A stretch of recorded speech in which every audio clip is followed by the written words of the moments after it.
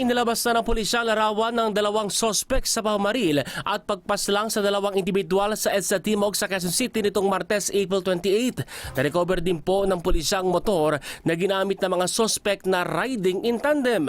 Tinitingnan ng mga otoridad kung may kinalaman sa negosyo ang motibo sa krimen. Narito ang aking report.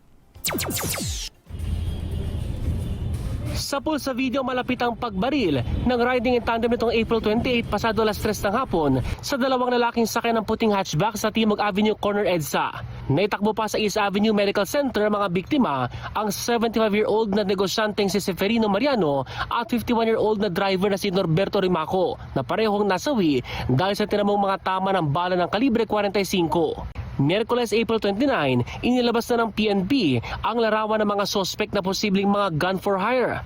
Nahagip ang mga ito sa CCTV matapos ang krimen habang naglalakad sa Ibardolaza Street sa QC. Ang gunman nakasuot ng light blue na sombrero at black t-shirt. Ang driver naman ng motor nakasombrero rin na kulay blue at blue t-shirt. Tansya ng PNP, nasa 40 hanggang 50-year-old ang dalawang sospek. Nakausap ng news team ang kinakapatid ng nasabing driver na naging emosyonal ng datnan ang labi nito sa ospital. Masakit na masakit and hindi namin alam sir kung saan kami magsisimula. Wala po kong kaaway, wala. Family man. Kukunin namin yung ustisya para sa iyo. Sa backtracking ng mga otoridad, nakamanman ang riding in tandem sa sasakyan ng mga biktima. Ito na yung sasakyan ni Boss Perry, oh. Ayun na. Sinusundan na nila sa likod. Inabagan na siya, sinusundan na po siya. Nung pagbaybay niyo po ng Timog Avenue, then nagkataon po na nag-stop po yun. Then this also the account given by the MMD traffic enforcers na nag-stop. Then yun po sinagawa yung krimen po. At nang may sagawang pamamaril, agad na nagpalit ng damit ang mga sospek at umalis sa lugar. At pagkatapos ay iniwan ang motor na kanilang ginamit. Along Scout Borromeo po, sumakay po sila ng motorcycle.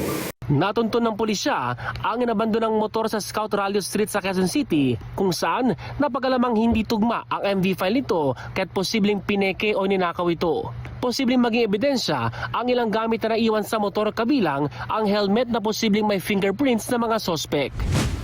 Isa sa tinitingnan anggulo ng mga pulisya sa pagpatay ay ang negosyo ng isa sa mga biktima na bars at bilyaran habang patuloy ang pagkalap ng leads ng binuong Special Investigation Team na tututok sa kaso habang tinutugis ang mga sospek.